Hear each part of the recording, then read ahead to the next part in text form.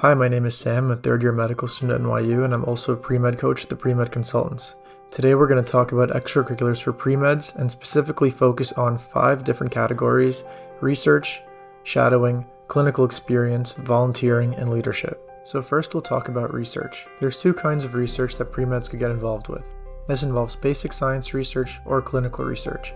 Both have their own pros and cons. So let's first start with basic science research. This is research that's scientific in the literal sense. It involves lab work at the bench, hands-on activities such as pipetting, running gels, things that you really think of when you hear the word research. All of this is great. However, there are some cons. Basic science research generally has a slow pace, which means low productivity in terms of posters and papers, which will end up being bullet points on your CV.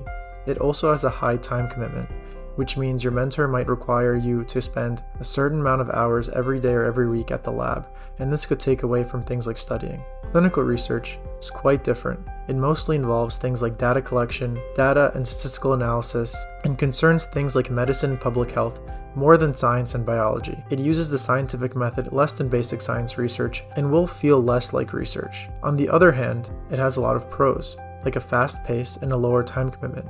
Clinical research could be done from home, and it also will allow you to be more productive in terms of posters and publications that will in turn become bullet points on your CV. At the end of the day, really try to choose something that is interesting to you, something that you would want to write about in an application or talk about in an interview. However, if possible, it would be great to get experience in both.